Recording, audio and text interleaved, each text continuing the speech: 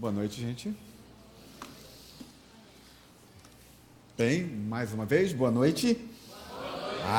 Show de bola, gosto de ouvir a voz de vocês. Eu estou muito animado quando eu estou aqui, vejo todos vocês aqui. Eu fico extremamente animado, antes das crianças irem, obviamente. Só quero falar alguma coisa que eu falei pela manhã com vocês. Eu faço parte de duas organizações aqui no Brasil, da Restore Brasil, que é uma organização de plantação de igrejas no Brasil. E eu sou pastor conselheiro do Restore Brasil. Nós reunimos mais ou menos todo mês 200 pessoas, 200 pastores, e nós ajudamos esses pastores a plantar igrejas e espalhar o evangelho por todo o Rio de Janeiro. E agora a gente já está em São Paulo, já está em Brasília, e nós estamos indo para o Brasil inteiro para ajudar pastores a plantar novas igrejas. Por que eu estou dizendo isso? Porque algumas pessoas têm me perguntado: pastor, você tem estado sempre em algum outro lugar, você tem estudado, tem ficado fora há bastante tempo, e algumas pessoas parecem que estão um pouco preocupadas quanto a isso. Mas eu acabei de fazer um mês, um intensivo de inglês. Agora eu estava em Mambucaba por causa do projeto, uma outra organização que eu faço parte, que é o Atos 29. Atos 29 é uma organização que tem o seu centro em Dallas, nos Estados Unidos. Tem 600 igrejas no mundo inteiro espalhada, e eu também faço parte. Em novembro, dia 9 de novembro, eu estou indo para Dallas, porque nós vamos ser treinados nessa organização. E o que a gente está vendo, por fazer parte tanto do Restore como da Atos 29, é o quanto Deus está agindo, quanto Deus está fazendo novas igrejas surgirem, o quanto nós estamos vendo pessoas que estavam em comunidades, em igrejas que não eram centradas em Jesus Cristo, igrejas que estavam longe de Jesus. Essas pessoas estão saindo desses lugares e estão começando a frequentar igrejas centradas no Evangelho. Nós estamos vendo pessoas sendo salvas, e isso é uma coisa fantástica que nós estamos vendo. Domingo passado à noite, vocês já sabem, eu não estava aqui porque eu estava pregando na Barra, na igreja do Jay. Ele é o líder da Atos 29 na América Latina, e ele me convidou para eu pregar na igreja dele no domingo à noite. Mas uma das coisas, como eu falei de manhã, que mais me apaixona é estar aqui, pregar com vocês, pregar para vocês. A igreja local é a coisa que eu mais amo. Eu estava conversando com a Cris essa semana, antes de eu ir para a última semana do inglês. Eu falei assim: gente, eu já estou com 48 anos, por que eu tenho que ainda aprender uma língua estranha, uma língua diferente? Será que vale a pena? Eu não poderia estar gastando todo esse dinheiro com os meus filhos, porque não é fácil tudo que a gente gasta financeiramente. E aí a Cris me incentivou mais uma vez: não, vai, termina o teu curso, faz, e vai ser útil para nós, isso vai reverter para a nossa família e para a vida da igreja. Isso é muito importante. E então eu fiz uma semana de inglês. Eu não sou tão bom quanto alguns aqui, mas eu já consigo ler um livro em inglês, já conversar com alguém em inglês, não tão bem quanto uma professora que tem aqui, né? O Júnior, o Charles, alguns outros aqui, mas Deus tem feito coisas incríveis, e eu não esperava que isso ia acontecer comigo, mas Deus parece que está conduzindo a nossa vida, a nossa comunidade, em rumos que a gente não imaginava, e a gente está muito feliz por isso. E eu queria então parar esse momento do culto para explicar para vocês como Deus tem feito, como as coisas estão acontecendo, e eu faço tudo isso por causa do Evangelho, por causa de vocês, e eu creio que Deus ainda vai derramar muitas coisas sobre nós, ok? Amém, gente? Eu queria agradecer você que está vindo. Antes de começar a pregar também, a gente quer agradecer a Deus por algumas coisas que aconteceram, no sentido de que Deus tem cuidado de nós. A irmã, esposa do Guido, a irmã Camila teve uma situação dificílima nessa semana. Ela foi sequestrada nesse tipo, ficou quase uma hora na mão de bandidos em uma outra cidade. E eu cheguei na sexta-feira à noite, aí que eu soube. Aí tentei entrar em contato com o Guido imediatamente. Eu estou vendo a irmã aqui e a gente quer agradecer a Deus pelo livramento nesse sentido, porque esta irmã está aqui e eu quero rogar aos irmãos que orem por essa irmã. Talvez não seja bom a gente ficar entrando em detalhes sobre esses assuntos, porque eles são dolorosos e porque eles nos marcam até o ponto de Deus nos curar completamente, mas nós louvamos a Deus porque nós podemos ver a família do Guido aqui, a sua esposa Camila, o Guido, seu filho, e agradecemos. Eu sou grato a Deus por isso. E Deus tem feito muitas coisas na vida de muitas pessoas aqui, e eu estou agradecendo a Deus por isso. Agora sim, eu queria orar mais tarde, no final do culto. Por favor, se eu for me esquecer, alguém me lembre, que eu quero orar por vocês, pela Camila, que passou por isso também, numa situação tão difícil. E se você está aqui, se você tem coisas difíceis que está passando e deseja a nossa oração, por favor, nos procure, porque nós cremos na oração. Nós queremos que Deus responde a oração e que Deus, por meio da oração, faz coisas incríveis na nossa vida, ok? Então se você tem um filho de 2 a 11 anos, você libera para a escola, para a escolinha dela, e ela vai ouvir falar de Jesus, ok? Se você é um adulto, você abra a sua Bíblia em Provérbios, porque nós vamos ler Provérbios agora. Eu vou pedir que possa passar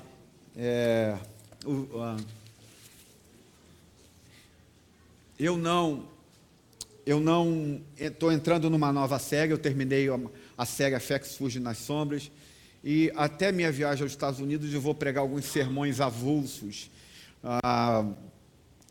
mas eu quero tratar de coisas bem pontuais e práticas na nossa vida. E eu quero falar hoje sobre vencendo a preguiça. A gente às vezes acha que isso não é comum no nosso meio, mas isso é muito comum, e eu quero mostrar a vocês como o Evangelho trabalha isso na nossa vida, como o Evangelho faz a gente vencer a preguiça. E tem gente que às vezes fala assim: poxa, mas eu tenho trabalho, eu sou preguiçoso. É possível que você tenha trabalho, mas tem aspectos da preguiça em áreas da sua vida que você precisa ser tratado, e eu preciso ser tratado também. E eu quero conversar um pouco sobre isso. Nós não vamos ler o texto agora. Eu peço que você aquiete teu coração. Então,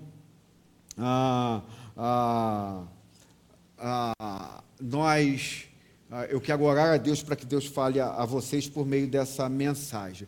Uma das coisas que tem acontecido comigo, principalmente no final desse ano, é que eu tenho trabalhado muito duro na minha vida pessoal, como pastor dessa igreja. Eu tenho trabalhado como nunca.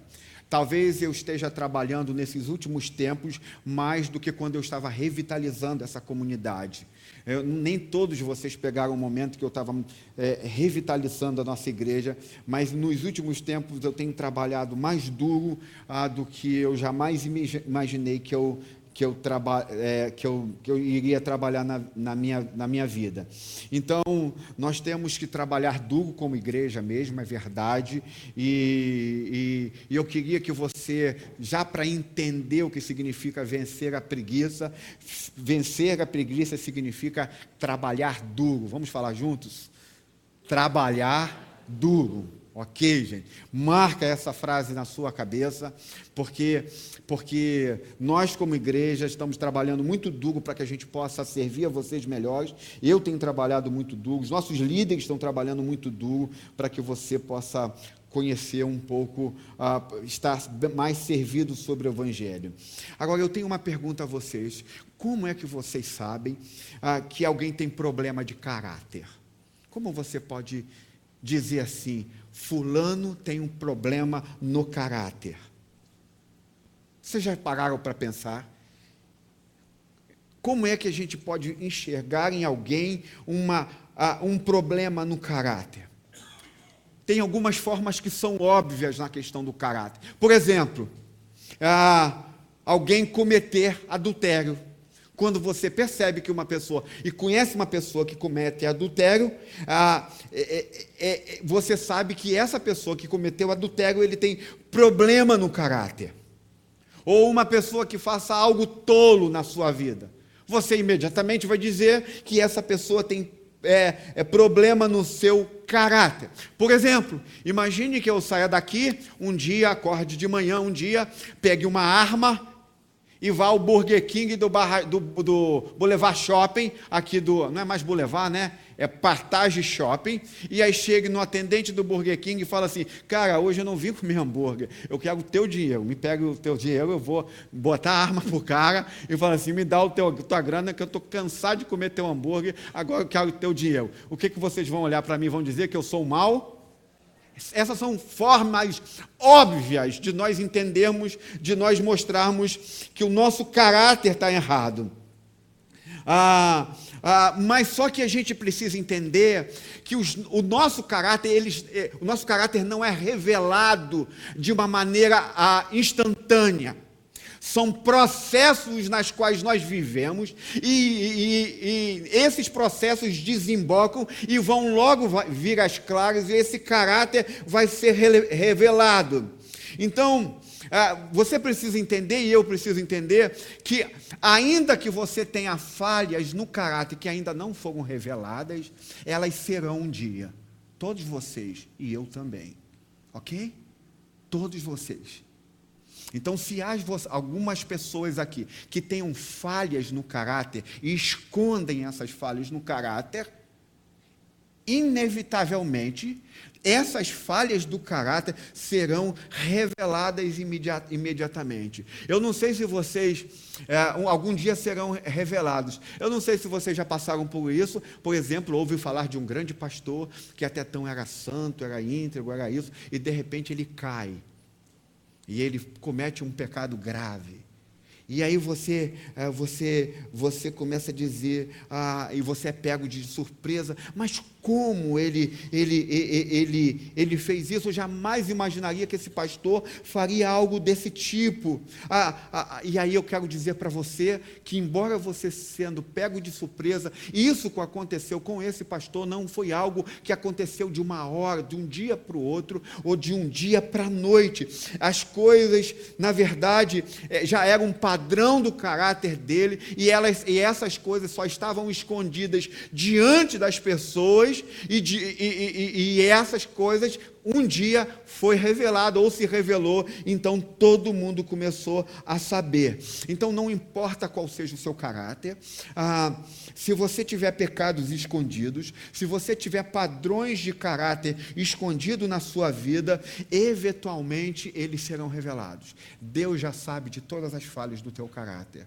A questão é quando é que eles serão revelados às pessoas. Isso é uma coisa que você precisa entender. Todos nós aqui, Deus já sabe de todas as falhas do nosso caráter. A questão é que, embora Deus saiba, elas ainda não foram reveladas às pessoas, mas é uma questão de tempo isso acontecer, a não ser que algo mude na nossa vida. Agora, um dos aspectos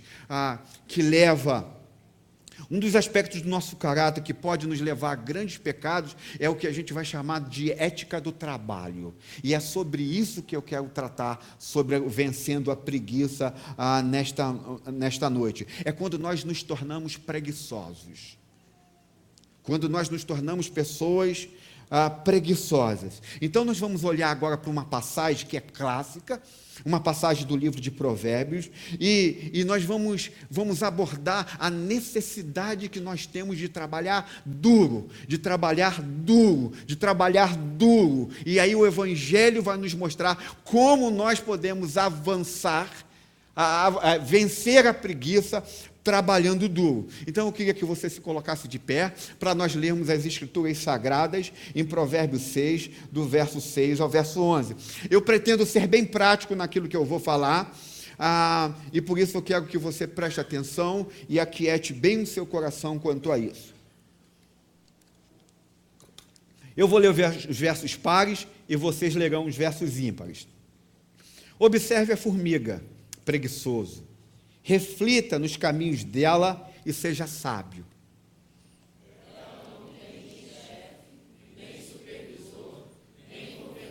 E ainda assim, armazena as suas provisões no verão e na época da colheita, ajunta o seu alimento.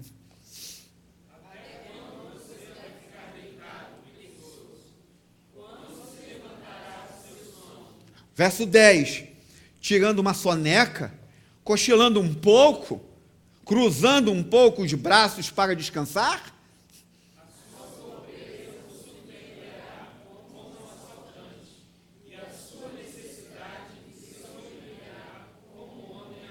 Vamos orar ao Senhor?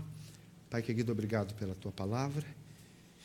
Obrigado, e eu te peço que o Senhor faça algo incrível com relação a isso. Talvez haja gente aqui que não está andando na vida, e talvez haja gente aqui que não esteja servindo a Ti como deve servir, e o Senhor precisa levantar essas pessoas de novo, porque talvez nós estejamos deitados como preguiçosos, e o Senhor precisa nos levantar, e nós pedimos que o Senhor faça algo transformador na nossa vida, porque se isso acontecer vai mudar desde a nossa história familiar até a nossa vida no trabalho e o nosso serviço na igreja local. Eu peço que o Senhor trabalhe em nós. Eu peço que o Senhor desenvolva em nós um caráter santo na nossa vida. Essa é a minha oração. Vela por Tua palavra, Senhor, em nome de Jesus. Amém e amém. Você pode sentar, ok? Deixa eu falar uma coisa que é pessoal minha. Eu não gosto de usar meus sermões para tratar de coisas pessoais. Eu acho que as coisas pessoais minhas não devem estar nos meus sermões, a não ser que elas sejam úteis de alguma forma para aquilo que eu vou pregar. Quando eu penso em trabalho duro, eu penso logo no meu pai. Cara, eu nunca vi, gente, alguém trabalhar quanto o meu pai trabalhou. Meu pai era um pescador, ele morava em São Pedro da Aldeia, ele não estudou, veio para cá, para São Gonçalo, conseguiu um trabalho no Estaleiro Mauá. O Estaleiro Mauá exigiu pelo menos 4ª série. Ele vai à diretora, conversa com a diretora do colégio, começa a estudar no colégio e pede à diretora, pelo amor de Deus, para ajudá-lo, para que ele pudesse entrar no emprego, estudar e trabalhar no Estaleiro Mauá. Meu pai consegue o trabalho.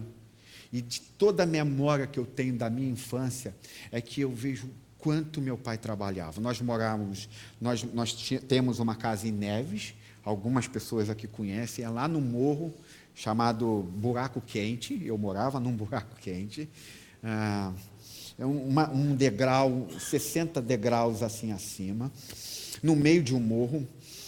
Naquela época era tranquilo, hoje já está mais complicado estar lá. Mas meu pai começou a construir a casa ali, e meu pai saía todos os dias, 7 horas da manhã, só voltava às 5.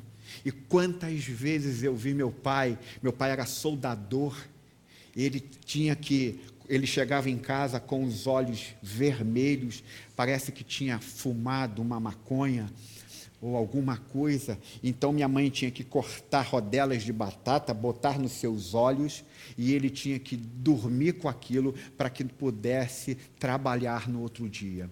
Durante mais de 30 anos, mais de 20 anos que eu vi meu pai trabalhando, eu nunca vi meu pai um dia sequer faltar ao trabalho. Um dia sequer.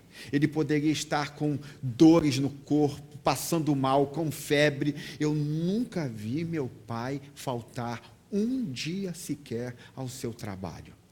Não só isso, quando ele chegava em casa, nós éramos muito pobres, E meu pai chegava em casa, ele trabalhava de segunda a sexta, e quando chegava aos sábados, o que ele fazia? Ele pegava a mim, o meu irmão, que é Marcos, o irmão mais velho, e começava, enquanto as crianças do morro iam jogar bola, brincar, estávamos nós, eu e meu irmão, carregando pedra, areia e construindo a casa. Ele não parava. Então, meu pai é o maior exemplo de alguém que não é preguiçoso. Ele mostrou muito a mim o que significa trabalhar duro. Obviamente que eu odiava carregar areia.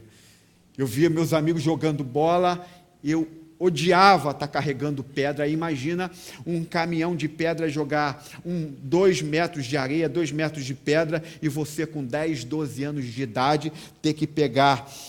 Antigamente se carregava as coisas em sacos, você botava as coisas no saco, e eu com 10, 12 anos tinha que pegar, subir 60 degraus com aquele saco e levar 2 metros de areia, e eu não tinha o que fazer. Odiava fazer aquilo, mas meu pai é o maior exemplo para mim de alguém que trabalhou muito duro na vida, que deu duro em tudo que fez. Ele sempre trabalhou duro no trabalho e ele sempre trabalhou duro em casa. Meu pai me ensinou muito sobre trabalho, mas só porque ele era um trabalhador não significa que eu seria também um trabalhador como ele, porque a gente sabe que nem sempre filho de peixinho é. Muitas vezes eu percebi na minha vida jovem que eu tinha traços de preguiça na minha vida. Depois que eu me casei, ainda tinha traços de preguiça em alguns aspectos na minha vida. A Cris me ajudou muito a romper esses traços de preguiça na minha vida, e isso é uma coisa que eu agradeço a Cris muito por isso, porque eu vou explicar alguns traços que há na preguiça. Eu sempre trabalhei muito, trabalhei na Ponto Frio, Alessandro está aqui, chegou a trabalhar uma época, a gente saía às vezes 7 horas da noite, só chegava meia-noite em casa, e no outro dia... Ou quem é de uma época que você pegava ônibus, eu morava em Neves, eu pegava o ônibus, o Coesa pendurado para ir trabalhar na Imperatriz das Sedas ainda. Mas como você, sendo tão trabalhador assim, você tinha traços de preguiça, eu ainda tinha traços de preguiça na minha vida, mesmo trabalhando muito, trabalhando duro, como eu sempre trabalhei.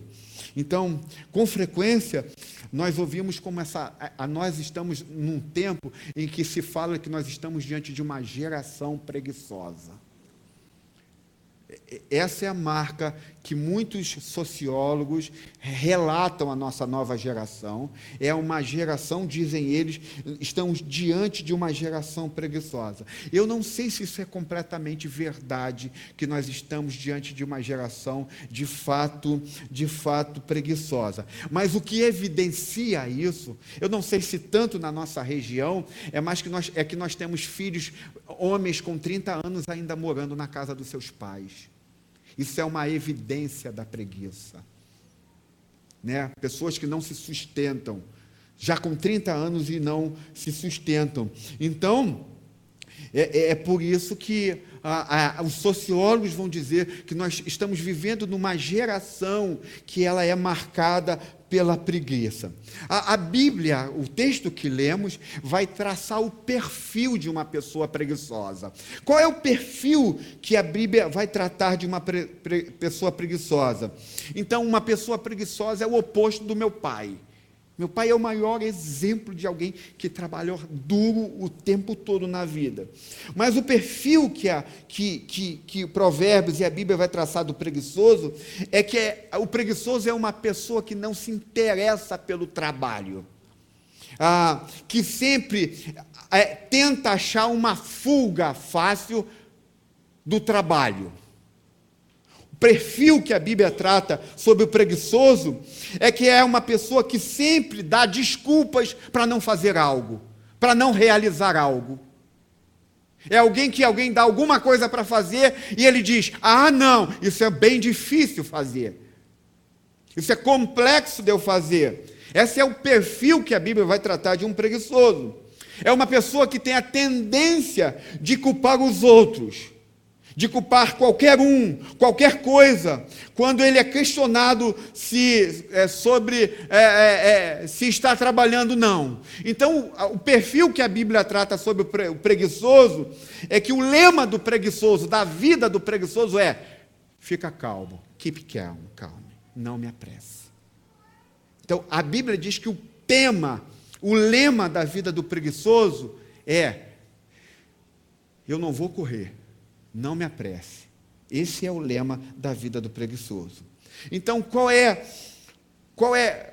como funciona um preguiçoso, segundo o texto que nós lemos? Ele adora dormir tarde e acordar tarde. Mas não é porque ele está lendo ou trabalhando, fazendo de alguma coisa útil. É porque ele não faz nada, apenas se distrai e se diverte às noites. Então, ele dorme tarde e acorda tarde. O Provérbios, o texto que nós lemos, vai nos falar sobre três coisas sobre o preguiçoso. Primeira coisa que o texto vai dizer, e aí eu não vou mais entrar no texto, você vai estar olhando aqui, presta atenção na sua Bíblia, porque eu não mais coloquei nenhum multimídia daí em diante, o irmão vai deixar aí parado. Então, primeiro é que o preguiçoso, uma pessoa preguiçosa, nunca toma decisões na vida. Nunca. Ele sempre espera que alguém tome decisões por ele. Essa é a primeira coisa que o texto vai nos dizer. Ele nunca toma decisões na vida. Onde nós vemos isso? No verso 9. Olha o que diz o verso 9. Até quando você vai ficar deitado, preguiçoso? Até quando, cara, tu vai ficar deitado aí? Da meio-dia o cara está dormindo. Então, até quando você vai ficar deitado aí? É óbvio que eu tenho aqui vocês, que a maioria rala de segunda a sexta, e a única coisa que quer fazer no sábado é o quê? Dormir até quando? A Chico já está rindo. Cara, eu quero dormir até meio-dia, se eu puder. Eu não sei se o filhinho dele deixa esse negócio. Mas quem trabalha de rala de segunda a sexta, a única coisa que ele quer fazer é no sábado. Ou então a galerinha que adora jogar um futebol bem de manhã cedinha, né? Que eu sei que existe também. Então, mas o preguiçoso, ele não faz isso só no sábado. Ele faz isso todos os dias. Todos os dias ele não quer acordar. E aí o autor de Provérbios vai dizer: até quando você vai acordar do sono? Então a primeira marca de alguém, de um preguiçoso, é que você pergunta, olha o que o texto está dizendo: até quando você vai ficar deitado aí, preguiçoso? Quando se levantará do seu sono? Ele nunca responde. Ele nunca dá resposta a isso. Ele se vira da cama para lá e para cá, e ele nunca responde. Ele nunca responde. Ele faz tudo o que puder para evitar de se levantar, para ter que fazer alguma coisa. Mas essa indecisão, e a gente pensa que é uma indecisão simples, ficar deitado, não é apenas levantar da cama.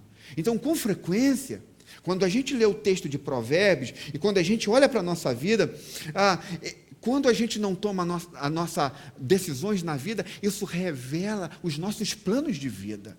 Então, um preguiçoso não tem planos de vida nenhum. Se você quer conhecer um preguiçoso, você pergunta: qual é o teu plano de vida, Júnior? Se ele não sabe me dizer, é porque ele tem uma característica de uma pessoa preguiçosa, porque ele nunca planeja nada. E isso é uma coisa que a gente precisa entender, que altera a nossa vida num todo, na nossa família. Então, há muitas pessoas que falam, que você conversa com ela: e aí, o que você vai fazer na vida? E eles nunca têm um plano. Mas há um outro tipo de preguiça também. São aquelas pessoas que estão sempre planejando e nunca fazendo nada. Olha, nesta igreja, aí eu vou abrir meu coração como pastor, o que teve de gente que já me prometeu coisa que nunca fez. E não só para esta igreja, mas para a família delas. É incrível. Uma das coisas, são pessoas que estão sempre sonhando com alguma coisa, mas nunca fazem nada. Nunca constroem nada, nunca fazem nada na sua vida. Então, por que isso acontece? Porque a característica da preguiça relatada pelo autor de Provérbios é que uma pessoa preguiçosa normalmente é indecisa quanto à vida. Então nós não conseguimos tomar decisões sobre o que nós vamos fazer da vida se nós somos preguiçosos. E é isso que faz um preguiçoso. Um preguiçoso é uma pessoa paralisada, ela nunca anda em nada na vida. Nunca caminha em nada na vida. Mas preste atenção, a Bíblia diz que nós somos o povo, nós somos chamados para ser o povo de Deus. Nós somos chamados como povo do Evangelho, e toda vez que um povo do Evangelho é chamado, ele é chamado para fazer algo. Então, se você é alguém do Evangelho, se Cristo te chamou para o Evangelho, Ele chamou você para fazer sempre alguma coisa. Sempre alguma coisa. Então, deixa eu explicar uma coisa para você. Em alguns aspectos é até melhor você fazer alguma coisa errada, tomar um rumo errado, do que ficar a vida inteira sem tomar a decisão sobre nada na sua história de vida. Porque uma das marcas da preguiça é a paralisia. Nós ficamos parados para sempre. As oportunidades vêm e essas pessoas não aproveitam. E a gente precisa entender que a Bíblia diz que as oportunidades vêm para aquelas pessoas que estão em movimento, não são para aquelas pessoas que estão paradas. As oportunidades vêm para aquelas pessoas que trabalham, para aqueles que tomaram decisão sobre algo na sua vida. Então, normalmente, por exemplo, nós dizemos assim: cara, que sorte essa pessoa teve na vida. Não, isso não é sorte. Normalmente, uma pessoa que está o tempo todo se movendo, trabalhando, agindo, as coisas vêm ao encontro dessas pessoas. É assim mesmo. Então, você não vai ver na história das Escrituras alguém parado e as coisas caindo. Toda vez que Deus chamou alguém, Ele chamou essas pessoas para se mover. E as coisas iam acontecendo, iam sendo geradas. Então, as oportunidades vêm. Então, se nós estamos em movimento, essas coisas vêm em direção a nós. Agora, se nós estamos parados em casa, se nós estamos preguiçosos naquilo que vamos fazer, essas coisas não vêm ao nosso encontro. Então, como pastor, eu não quero ser pastor de uma igreja paralisada pelo futuro. Uma igreja que não se move, de um povo que não se move. Eu quero ver os nossos jovens se movendo, sendo engenheiros, sendo médicos, sendo professores, sendo o que for.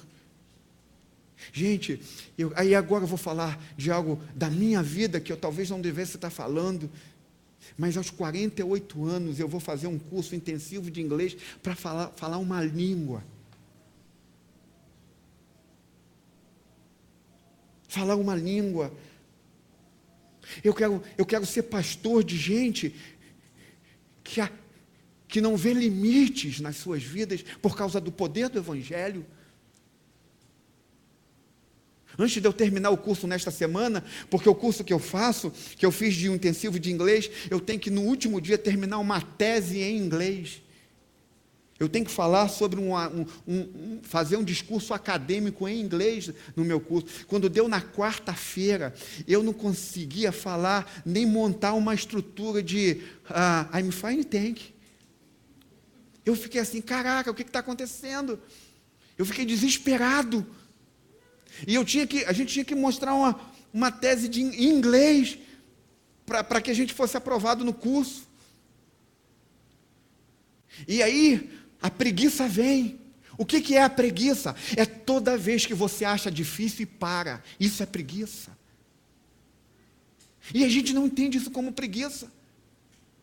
Quantas vezes eu vejo pessoas que dizem assim: pastor, parou por quê? Porque está difícil.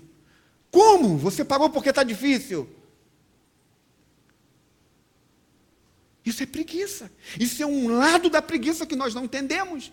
Você pode ser muito trabalhador, mas toda vez que você entra num desafio novo e paralisa porque aquilo é difícil, você está acometido de uma preguiça que é relatada em Provérbios. Eu tenho 48 anos. Eu fui aprender uma nova língua que eu não sei nada dos seus termos. Já fui para os Estados Unidos, mas eu fico lá, how much? Can you give me? Você pode... É sempre essas coisas aqui simples. Então é sempre... Os Estados Unidos assim... o cara estava lá na casa do caramba, how much? E aos 48 anos eu vou... E quando eu chego na quarta-feira, que eu não consigo falar mais nada... Eu entrei em pânico.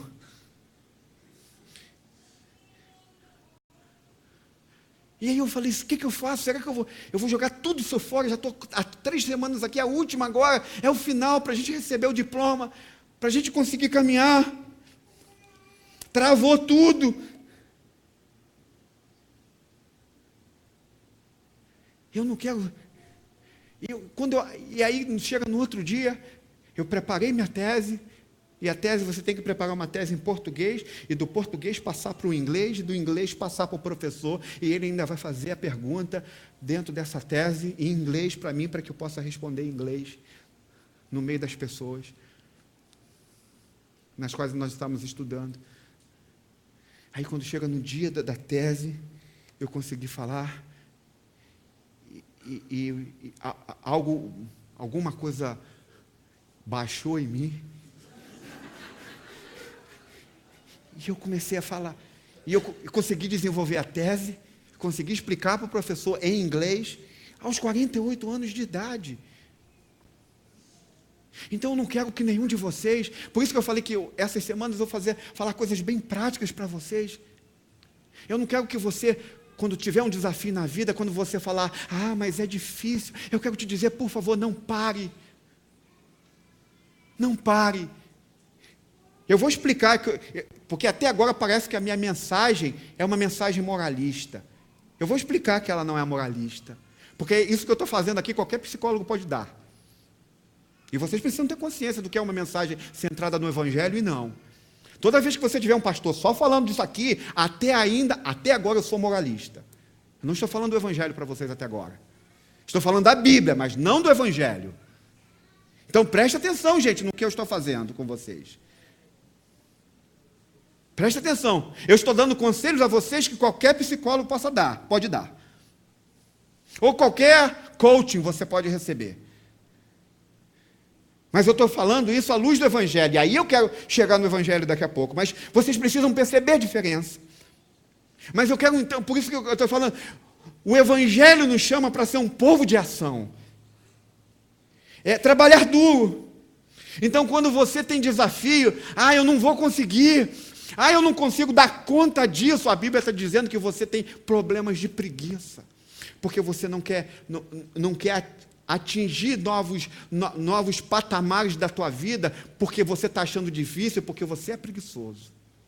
Você sabe que teu cérebro, quanto mais você estuda, mais ele vai entrando em zonas que você não está acostumado.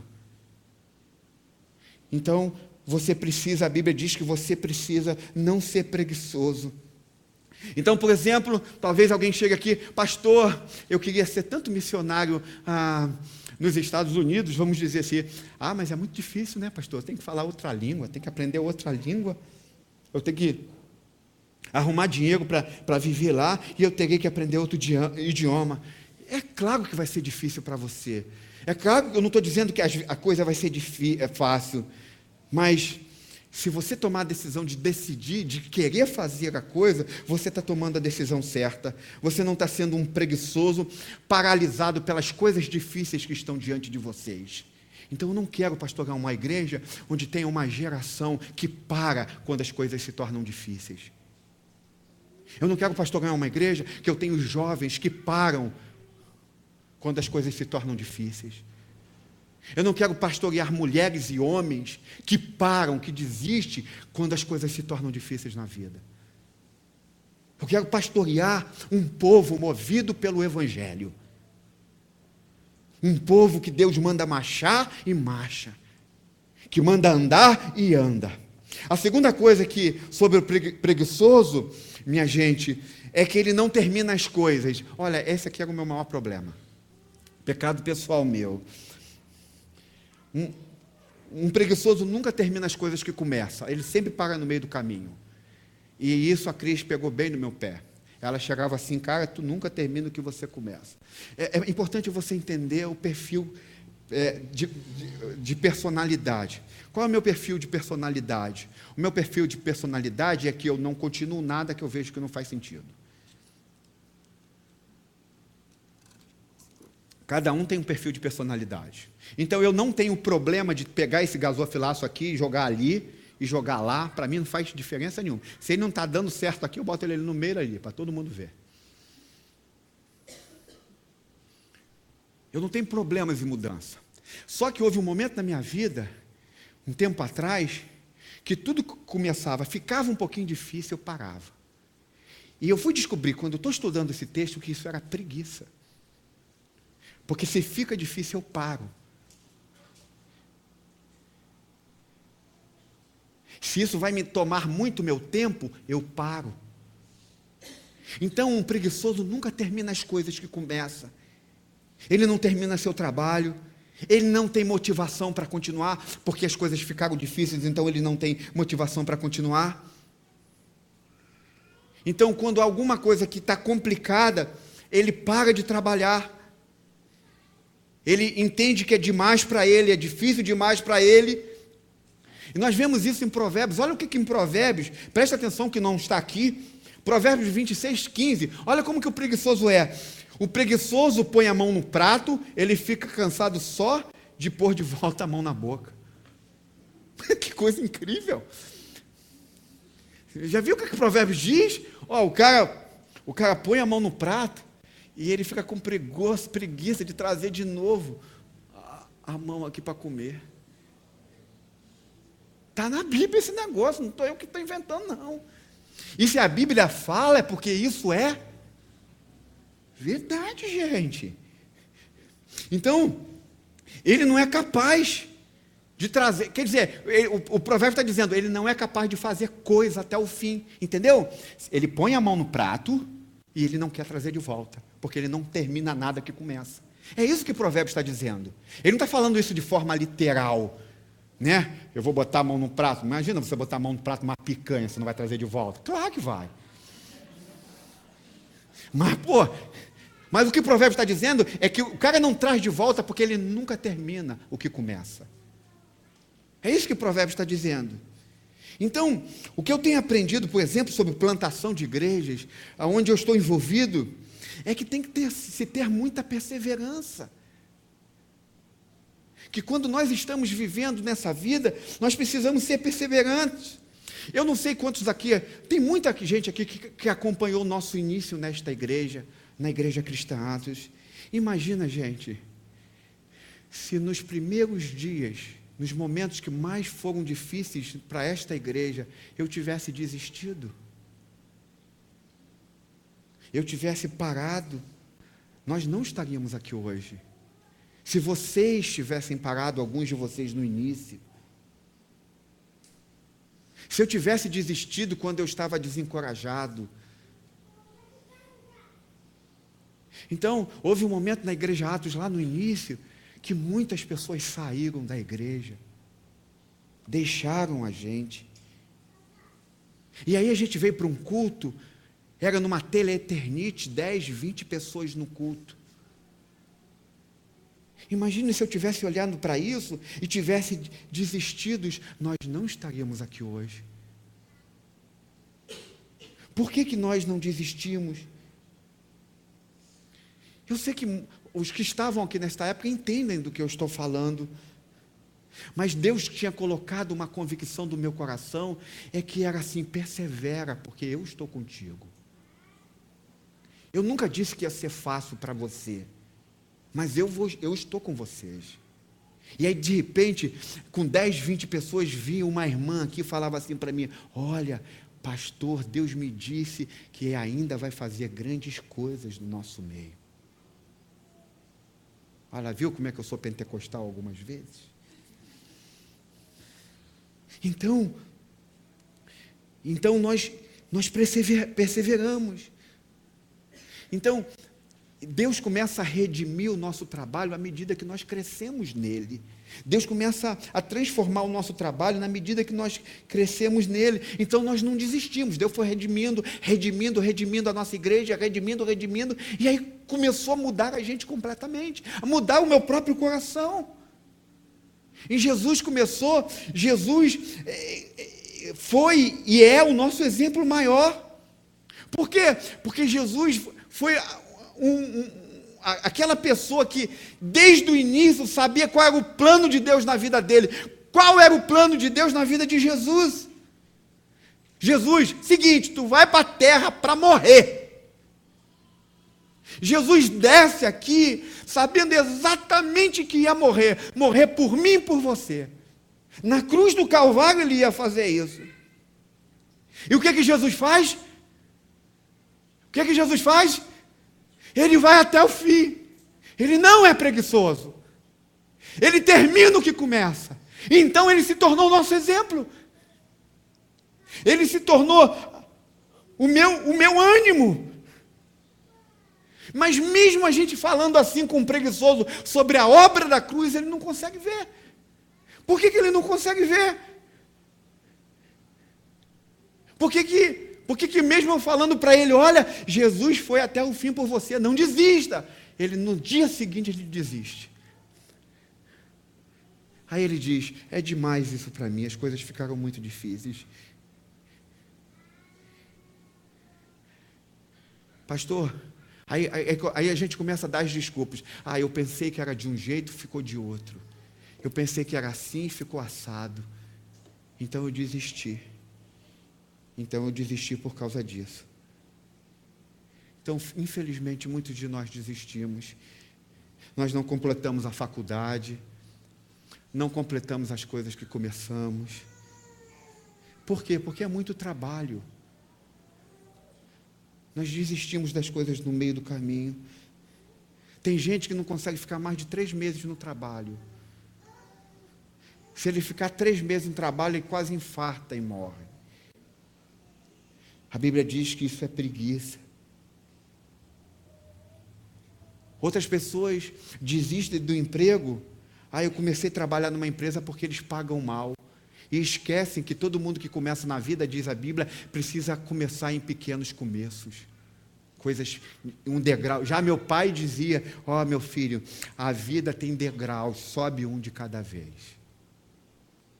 Então pessoas não querem trabalhar porque vão ganhar um salário pequeno. E esquece que no começo tudo é assim.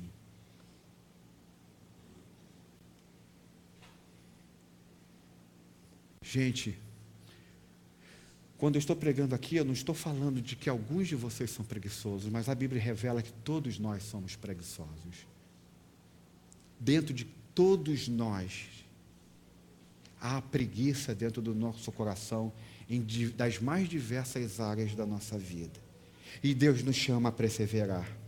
A última coisa, a terceira coisa que o Provérbios vai nos ensinar, é que um preguiçoso nunca encara as coisas do jeito que elas são. Nunca. Nunca.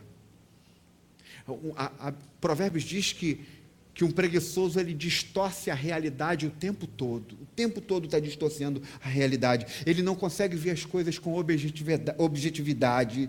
Então, ele, em vez de abraçar os desafios de vida, ele, em vez de ir em frente, ele, em vez dele sonhar, ele começa a dar desculpas sobre as coisas.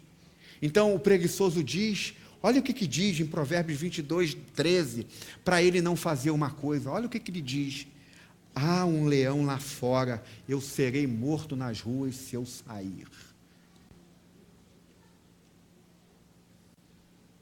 Gente, eu sei que muitos de nós não querem trabalhar. Segunda-feira é o dia mais difícil, ter que sair para trabalhar.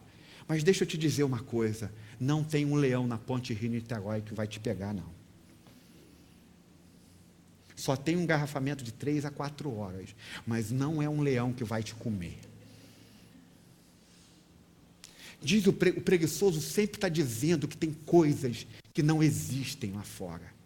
O máximo que vocês vão encontrar é verdade. Você vai encontrar um assalto, um assaltante, um engarrafamento de 4 horas.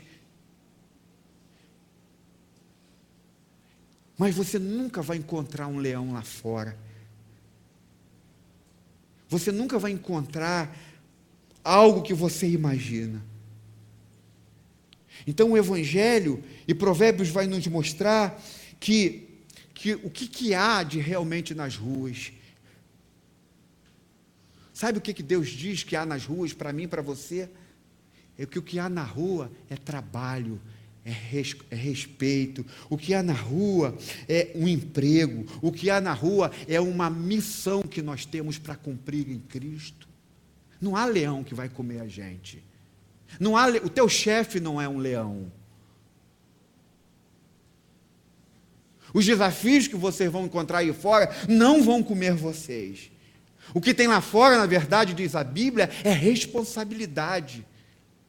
É que você foi chamado por Deus para fazer algo, para agir, e não ficar em casa inventando desculpas porque você foi ou não foi, ou ficar dizendo para alguém por que você parou e por que você não parou.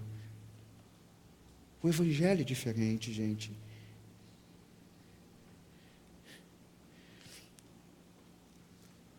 Mas se o autor de Provérbios, se Salomão está dizendo que o preguiçoso tem esse perfil, como é que a gente muda diante de um perfil desse? Porque eu acredito aqui que haja gente que já desistiu de muita coisa na vida sem acreditar que era preguiçoso.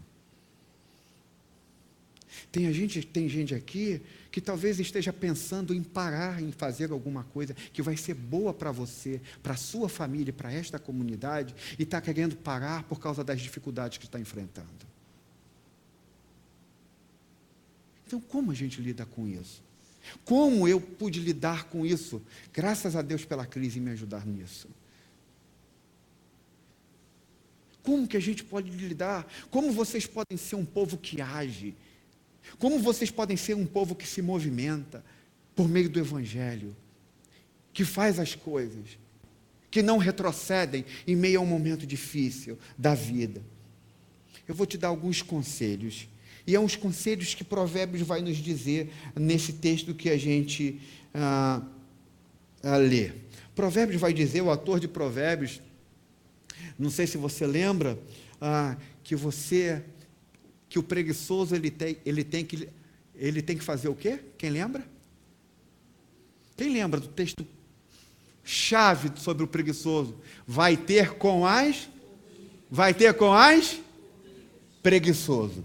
Então deixa eu te dar alguns exemplos bobos, mas que são bíblicos pra caramba do que o texto está dizendo.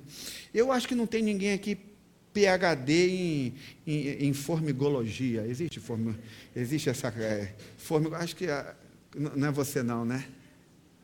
Mas você não é PhD em formigologia, não. Não existe isso, né, Vanessa? Mas parece que o Salomão está sendo desrespeitoso. Mas o Salomão diz que o preguiçoso deve ir ter com a formiga. Mas o que Salomão está querendo dizer com isso? Que o preguiçoso tem que estar tem que lidar ou estar diante de uma formiga. Então, Salomão está dizendo que ele precisa aprender com alguém que trabalha duro. É isso que ele está dizendo que vai ter com a formiga. Ele não está dizendo para você ter com a formiga, a formiguinha. Ele diz assim, olha no seu meio, na sua comunidade, e olha para quem trabalha muito duro na vida e vai ter com ele. Vai ver como ele trabalha. vai ver como ele se desenvolve. Vai ver como ele cresceu na vida, vai ver como ele estudou, vai ver como ele conseguiu se formar, vai ver como ele conseguiu caminhar na vida. Vai ter com a formiga. Não é uma formiguinha. Imagine aqui, se você tem aqui algum exemplo de uma pessoa aqui que trabalha muito, e você está com dificuldade, você percebe que tem um problema com preguiça em você, que você nunca vai à frente. A Bíblia está dizendo para você, procure alguém da comunidade, uma formiguinha da comunidade, e vai lá ver como é que ela faz. Vê como que ele se desenvolveu na vida. Vê como ele caminhou na vida. Então, é isso que Salomão está dizendo, que você tem que procurar alguém da comunidade para ver, uma pessoa que trabalhou muito duro na vida para saber o que ela fez para chegar onde chegou. Eu não sei se vocês já sabem aqui, mas aos domingos nós temos em média aqui, tanto de manhã e à noite, uma frequência de quase 200 pessoas, 180 pessoas em média por domingo, incluindo as nossas crianças. E todos os domingos eu sempre recebo um feedback de irmãos que falam comigo sobre N coisas na igreja. E parece que nós temos, uma das tendências que eu mais vejo, isso não é só a igreja Atos, mas que eu converso com os pastores, é que as pessoas que mais fazem críticas a uma comunidade são aquela que menos trabalha nela. Isso é comum, gente. A Bíblia está dizendo que também que o preguiçoso é o que mais faz crítica. Então, isso é comum. Então, eu recebo sempre feedbacks. A Bíblia vai chamar essas pessoas de preguiçosos espirituais. São pessoas que não vestem a camisa, mas estão sempre reclamando de alguma coisa. Sempre reclamando. Olha, eu não tenho crise com isso, não. Eu recebo crítica de todo mundo. E coisas boas também de muita gente. Eu não esquento. Como eu tenho um perfil da minha personalidade que eu sei filtrar essas coisas bem, muito bem, então eu não esquento com nada disso. Eu não vou para casa ficar chorando se você me fizer uma crítica, não. Não se preocupe com isso. Eu ainda vou ver os gols do Vasco depois de uma crítica. Bem que ele não fez gol hoje. Mas eu estou falando que esse é um perfil, porque eu já fui assim. Eu já fiz parte de uma igreja onde eu mais reclamava do que servia. E depois que eu aprendi que eu precisava mudar, quem não veste a camisa é de fato aquele que mais reclama, é aquele que sempre está dizendo que está faltando isso, está faltando aquilo. Eu fui aprender que quando eu comecei a vestir a camisa da comunidade na qual eu era, eu aprendi que quando eu era preguiçoso, eu era a pessoa que mais reclamava. Então, eu quero pastorear de fato uma igreja que nós não tenhamos pessoas preguiçosas. Deixa eu te falar a expressão de um pastor chamado Ray Ortlund, ele é um americano, e olha o que ele diz sobre como a igreja deve ser. Ele diz assim: uma igreja cheia de formigas e não cheia de preguiçosos. Ray Ortlund fala assim, que o ideal de uma igreja é que ela seja cheia de formigas e não cheia de preguiçosos. Tanto homens quanto mulheres, ele vai dizer, nós homens, olha aos homens aqui, preste atenção nisso aqui, isso aqui é faca na caveira. Nós homens estamos tão acostumados a sentar e ver, relaxar e ser críticos que nem sentimos mais vergonha. Uma igreja deve ser cheia de homens com energias, engajados, homens de intensidade, homens de convicção, homens de ação. E isso é realmente o que o mundo precisa ver hoje. Mas para demonstrar Cristo desta forma, nós precisamos nos humilhar o bastante para aprender com a formiga. Ele está dizendo aos homens, que ele não pode ficar sentado e relaxado. Ele precisa agir na sua casa, na igreja local. Ele tem que ser como uma formiga. Amém? Amém, gente? Amém. As mulheres dizem amém. Os homens dizem amém por isso. Eu estou sendo bem prático nesse aspecto. Então, como nós conseguimos ser como uma formiga? Como nós seguimos o exemplo da formiga? Então, o que a gente aprende com uma formiga? A primeira coisa, formigas não têm chefe, diz o texto. Olha aqui. Verso 7. Ela não tem chefe, nem supervisor e nem governante. Primeira coisa. O que a gente pode aprender com a formiga? Normalmente a gente só trabalha se tiver com alguém com chicote por trás. Salomão diz não. O preguiçoso é assim. Aquela pessoa que foi movida pelo Evangelho, não.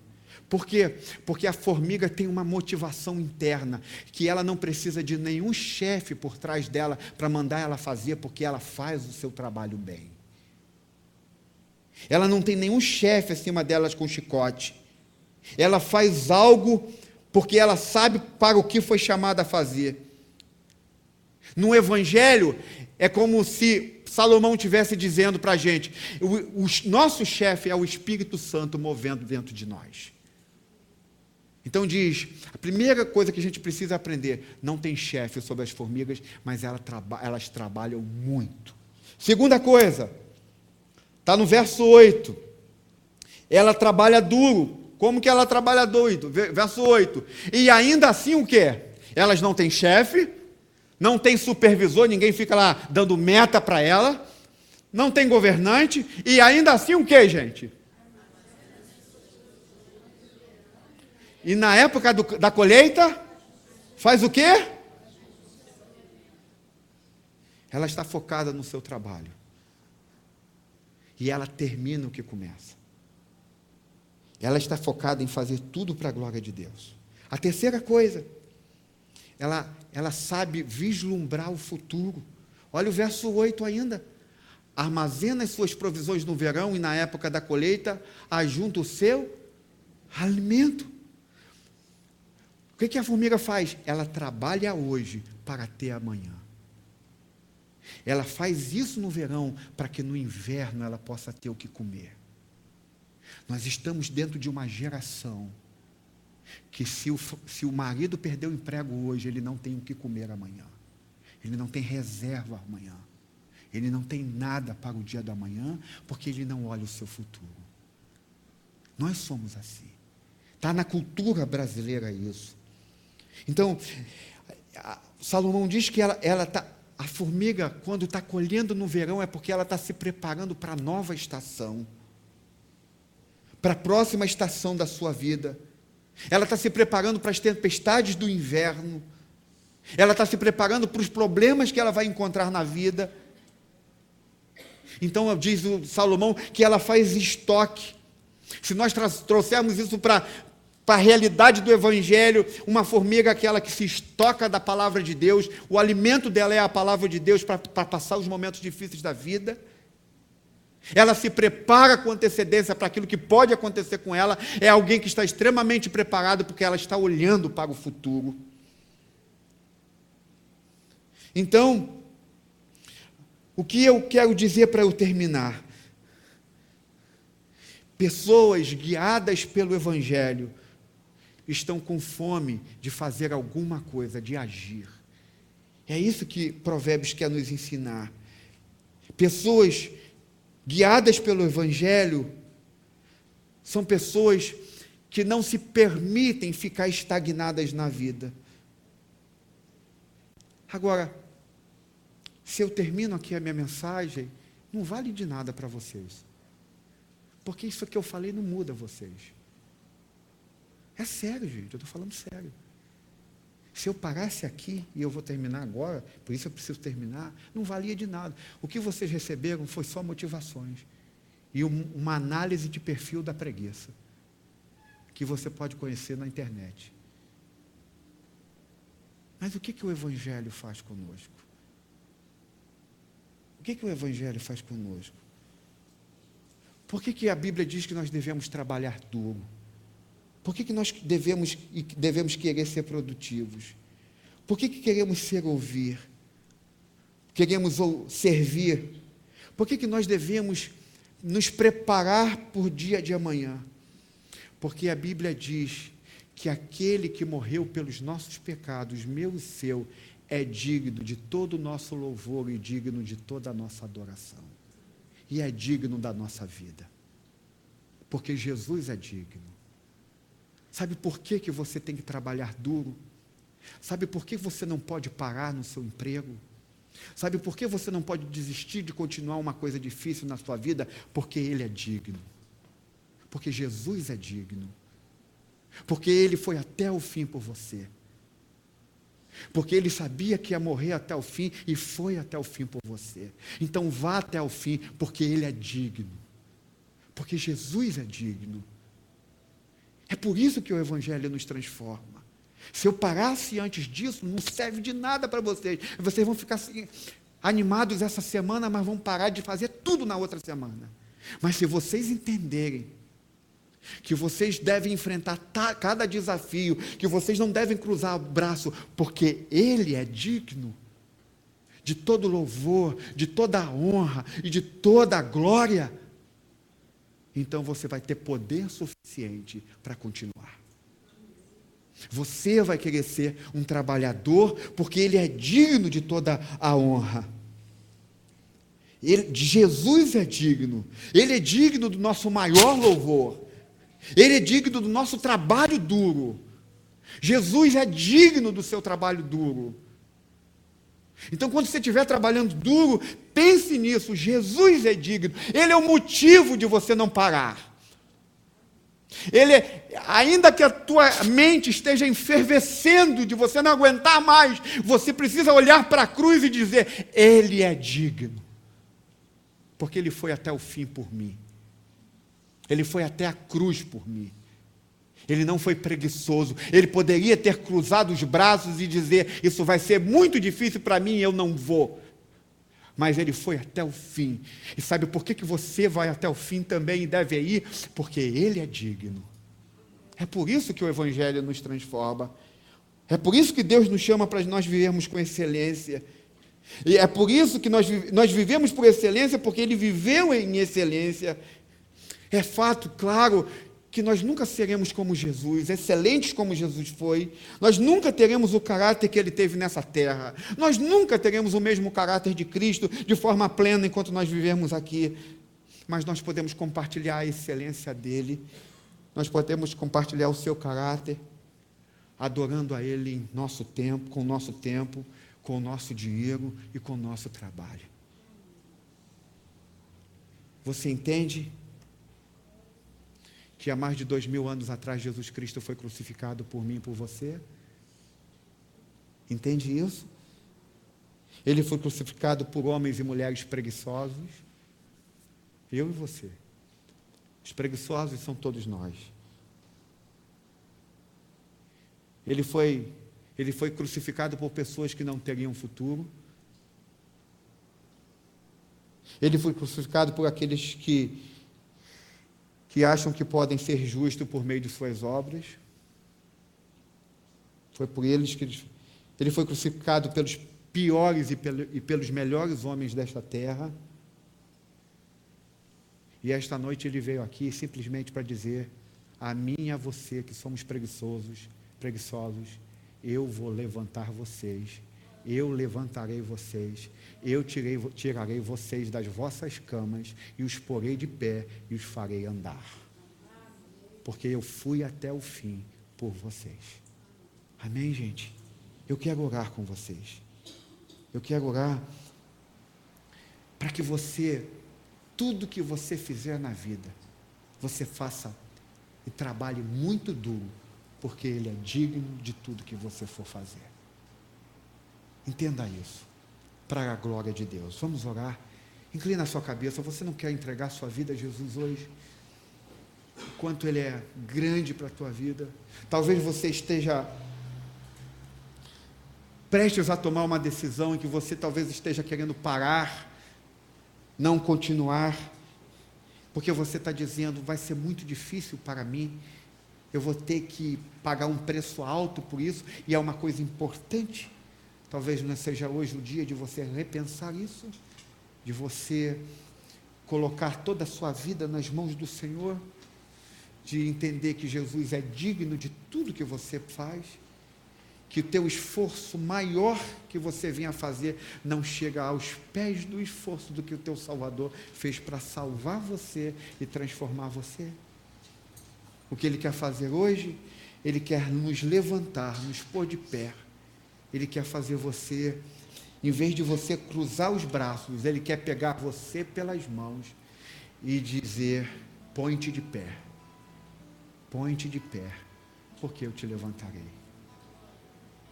Que tal você entregar sua vida completamente a Jesus hoje?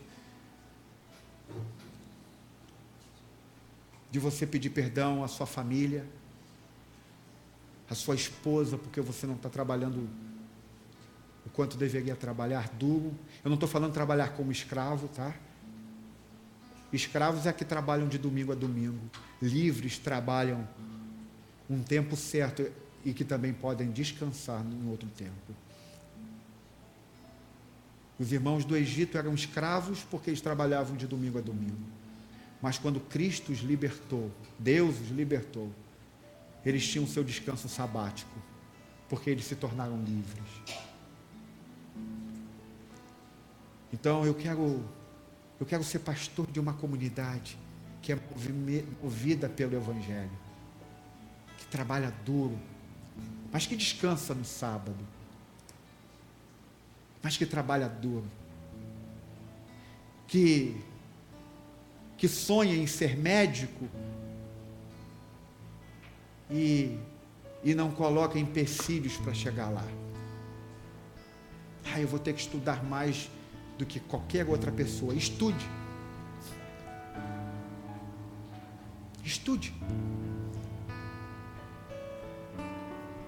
Eu quero fazer isso ou aquilo. Faça, porque Jesus é digno.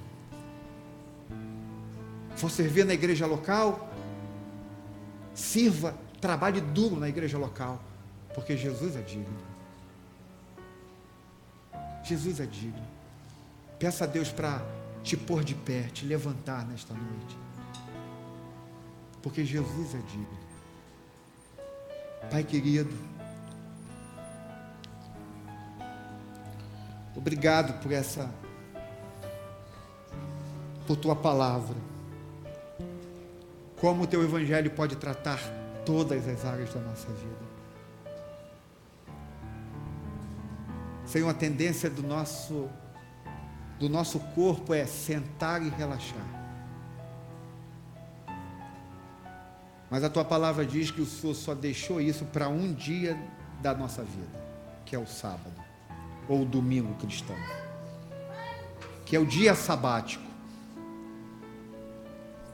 Senhor, eu quero te pedir que o Senhor nos dê uma comunidade que trabalhe duro, de jovens que não ponham empecilho porque nunca estudaram num colégio privado e acham que nunca vão conseguir competir com ninguém. Então sempre estão colocando a desculpa em alguma coisa. De gente que perdeu alguma coisa na vida e por causa disso usa como desculpa na sua vida de não progredir. O Evangelho, Senhor, nos põe de pé para nos movimentarmos, porque Tu és digno de todo louvor, porque Tu és digno do nosso trabalho duro, porque o Senhor fez isso conosco, Teu Filho fez isso conosco primeiro. Então eu quero te pedir, Senhor, que o Teu Evangelho trabalhe nos nossos jovens, nos homens desta igreja, nas mulheres desta igreja, que eles trabalhem duro, porque se não trabalharem duro, algo que não é bom os alcançará. Então, Senhor, eu peço que Teu Evangelho fale conosco. Então, se há alguém aqui, se há pessoas aqui que estão travadas na sua vida, que sempre estão preferindo estar sentados em uma cama ou diante de uma TV o tempo todo, tem sido a marca da sua vida, que o Senhor possa pô-los de pé. Pô-los de pé. Levante-se, porque Jesus é digno. Porque Ele é digno de toda a nossa adoração. Ele é digno de todo o nosso louvor. E Ele é digno do nosso trabalho duro. Pai, que agora, na hora do comer do pão e beber do cálice, nós possamos ver que aquele que sabia o seu fim, mesmo assim veio e viveu entre nós, não cruzou os braços, trabalhou por mim e por você, por todos aqui. Eu te peço que, ao comermos do pão e bebermos do cálice, um Deus que trabalhou duro a nosso favor seja real em nossas vidas. É isso que eu te peço, Senhor, nesta noite, em nome de Jesus. Amém e amém. Vamos adorar, comer do pão e beber do cálice.